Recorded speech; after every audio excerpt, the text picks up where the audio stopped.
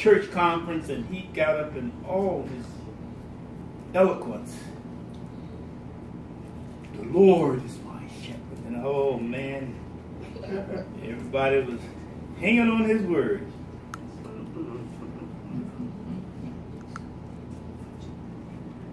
And then the black fella got up. His time to say the Lord. They step out of the shepherd song. And he was a preacher from the country and didn't have all the education and degrees and all that stuff that the other one had. And he said, Lord, oh Lord, you is my shepherd.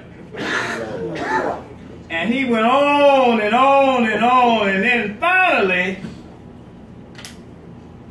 there were some educated people who were snickering and just laughing. But the first speaker, the preacher with all the degrees and everything, got up and said how touched he was about how great this man expressed the Lord as his shepherd. And he said,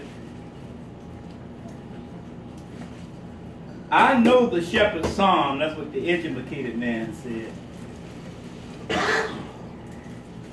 He said, but this preacher here knows the shepherd. All right. All right. And it was such a good lesson. And the places that James took us. So I just want to say in this season, I tell you, God bless me to be born in March, and it will, in March, we're going to get the beginning of the Lenten season. So I'll be hooked up somewhere in the 40 days. And as we were talking about some of our fears in Sunday school this morning, I hope when I go home, it will be in the Lenten season. Because I know the shepherd. And if I go home during the Lenten season, then ain't no need for you to shed no tears. So I'm home with my daddy. Now, I want to take off from that when I talked about my daddy, because my dad had a birthday yesterday. He was April Fool's baby. And give Aaron a few inches, and I just look at him. He looked so much like my daddy. My daddy was huge. Aaron had a few inches. He scared me like my daddy scared me. I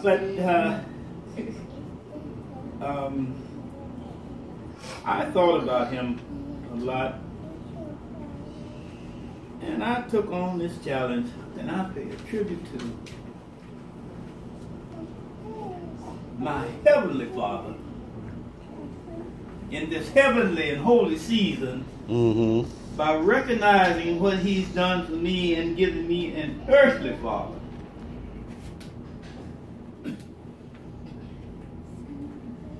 It's been a long way in my respect and reverential fear for my Heavenly Father, because I was scared of my daddy.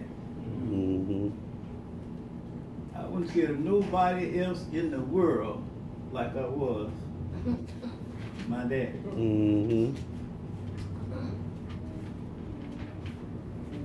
People see me and say to me, my daddy was he was very lucky. And I have shared with you how he'd be out all night playing poker. And my mama would lock him out. And then he'd come home, he'd show her that through the door. He'd show her a knot that would choke a mule. And she'd smile, come on here.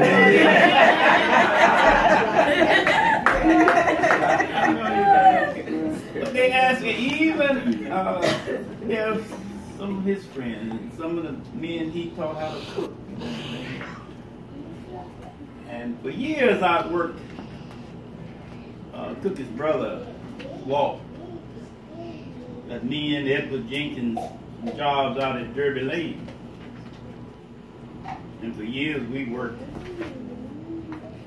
at Derby Lane. And there was always a rush.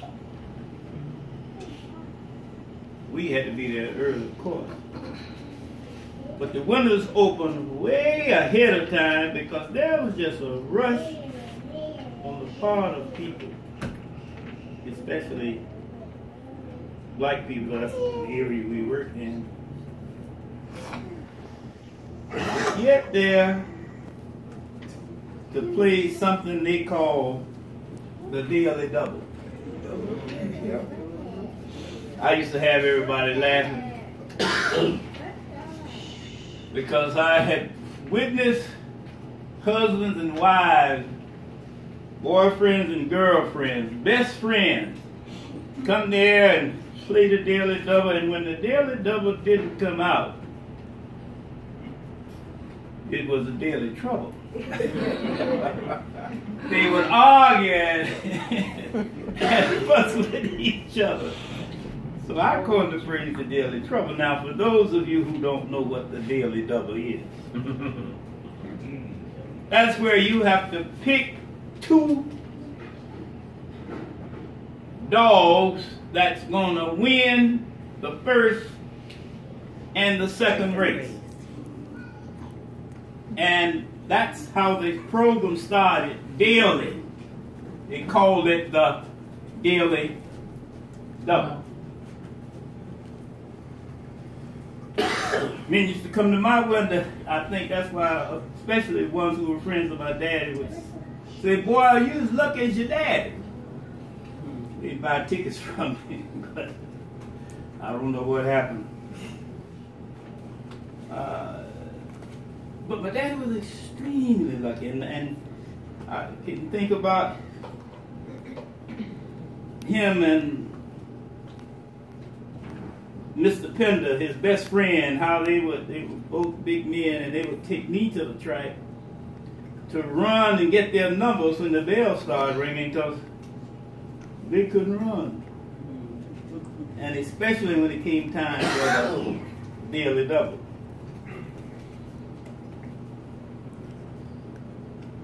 And my daddy was known when they said when a big number would come out and play a lot of money,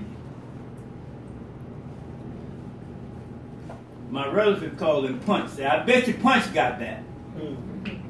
Others would say, I bet you old Bill got that. And most times he would have it. Everybody was about the Daily Double. And so what I want to talk about this morning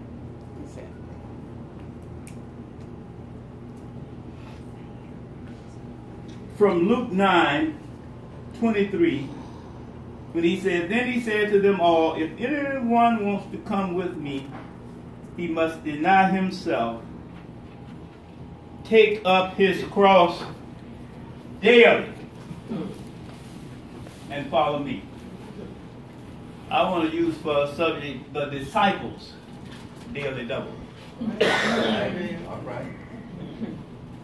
The disciples' Daily Double, because you see, we talked about the shepherd and the sheep, and he needs some good sheep. Because Jesus lets us know he's the good shepherd. Oh, glory. And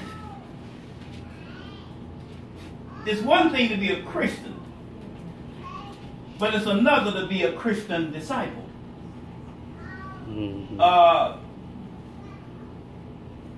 There were people who played the daily double.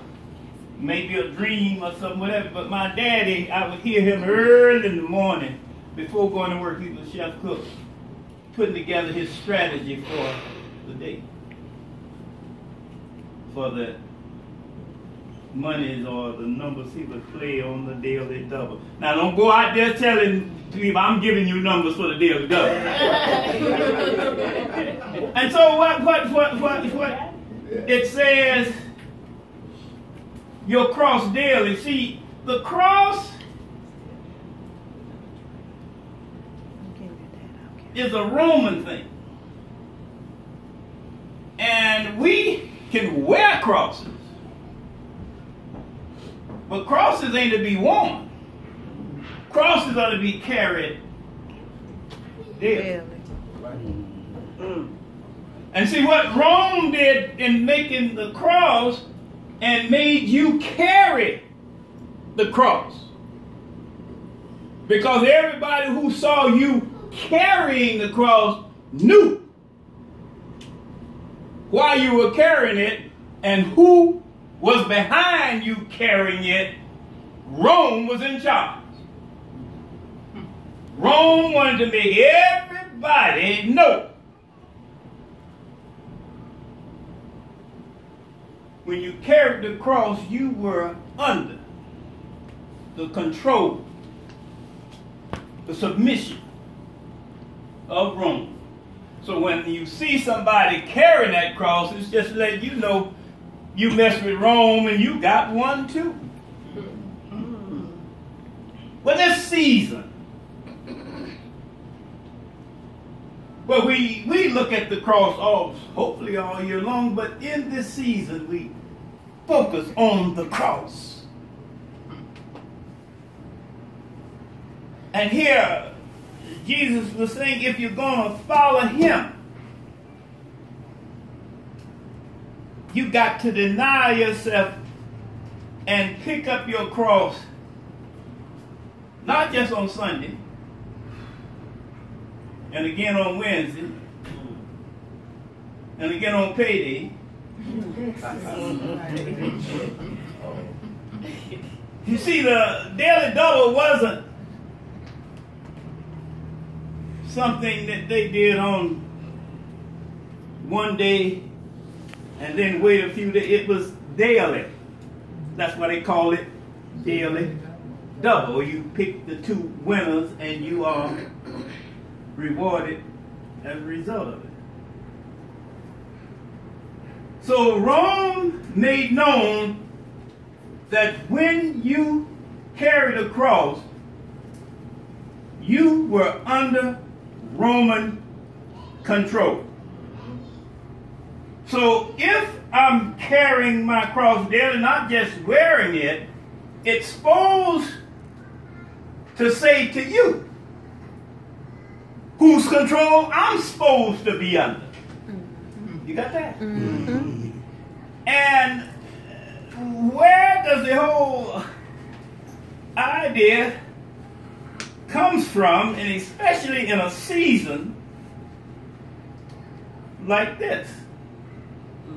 Well, in Matthew 27, the 15th verse, and you'll be seeing a lot of this during Holy Week, which begins a week from today. It was at the festival the governor's custom was to release to the crowd a prisoner they wanted. At that time, they had a notorious prisoner called Barabbas. Rome was in charge. So when they had gathered together, Pilate said to them, "Who is it you want me to release for you?" Release for you. And one said Barabbas. He said Barabbas or Jesus, who is called the Messiah. Well, he knew they had handed him over because of envy. Well, while he was still sitting on the judge's bench, his wife said, he sent word to him, have nothing to do with that righteous man. For today I have suffered terribly in a dream because of him. The chief priests and the elders, however, persuaded the crowds to ask for Barabbas and execute Jesus. The governor asked them, which of the two do you want me to release for you? Barabbas, they answered. Pilate asked them, what should I do then with Jesus, who is called Messiah? They all answered, crucify him. And then he said, why? What has he done wrong? But they kept shouting, crucify him. Well, Barabbas, the name Bar, means son of. You got that? Abba, according to Paul, when he referred to his Father in heaven, or when Jesus in the gospel referred to his Father in heaven, what did Jesus call it? Abba. Abba. Which is like us saying daddy. Which means that if you got Ba, the son of, wow, and Abba, meaning God and Father, Barabbas was the son of the Father. Like Jesus is the son of the Father. Mm-hmm. Sounds like two to me. Mm-hmm. Sounds like a double to me. All right. How does this two display itself? Fix that up. And I just want to say this, give the historical background. In Leviticus, the 16th chapter, and I know it'd be hard for us to understand Leviticus, but I had to throw this in there to give you the historical background, because Aaron's name is Aaron. And you see, Aaron figured in with his brother Moses. When Moses said, I can't go to Donald Trump and tell him about let my people go. And God said to him, take Aaron with you. Let Aaron do the talking. So that was them two. Moses was still trying to get out of it. But anyway, they went on, so we fast forwarded.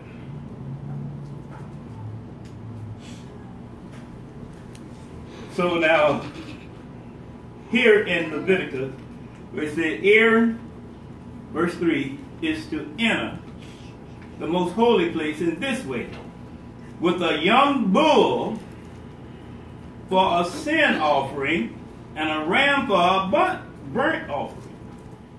And it goes on down, verse 5, he is to take from the Israelite community 2 male goats for a sin offering and 1 ram for a burnt offering. Verse 6, Aaron will present the bull for his sin offering and the other one atonement for himself and his household. And then Aaron is to cast lots for the 2 goats, one for the Lord and the other for Azazel. And Azazel, that's another reference to those angels who fell, who going back to hell. And I guess that's why they call him Azazel. But Aaron was supposed to present these 2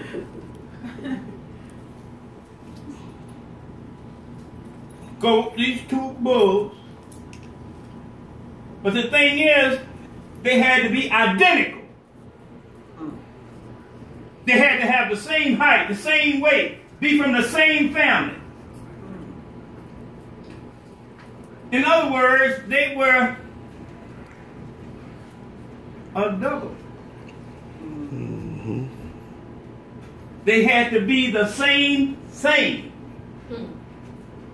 And then Aaron would go, for my dad I went to the window, but Aaron would go, I guess something similar to the lottery machine balls. Now you don't know what I'm talking about. He would go and pull a lot.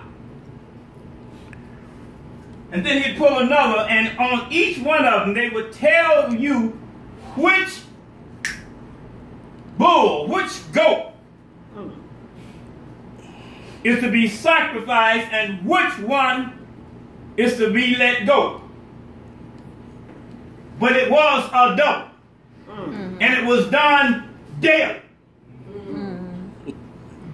Because you had to have the sacrifice, but you also had to let one go. Yeah.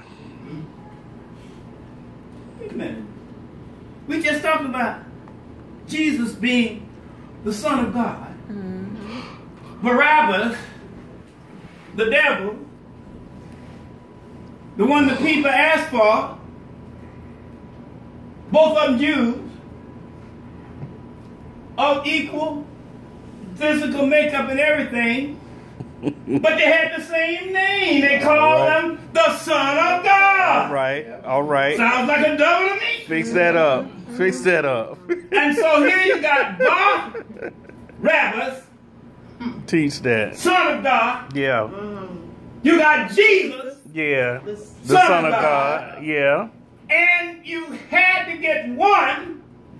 Aaron pulled it by lot, but they asked the Jews, which one do you want? Which one you want to let go? And they didn't say Jesus. They said, give us Barabbas. Because you see, only one could be a sacrifice. All right. All right. And the one that is to be the sacrifice had to be the one who was the son, the honest to goodness son of the Father. Yes. So that this one who was worthy of the sacrifice would allow the one who is guilty and needed to be executed. They let him go free. All right. All right. They All call right. it some name grace. Yeah. If God had not prevented that eternity back in the daily double of life, Yeah. me and you wouldn't be no winners sitting here today. Because you see, God works in twos. He took Barabbas, same name as Jesus, meaning Son of God, but only one of them was the real Son of God who could be the sacrifice that could make the difference. So me and you, in our sins, could be let go, but this one who was the real would forgive us our sins. You see that? Yeah. And that's why you say, thank you, Jesus. Thank you, Jesus. Thank you, Jesus. Nearly double. Yes. Yes. All right. I and me and you, All right. we are all winners. Yeah. Yeah.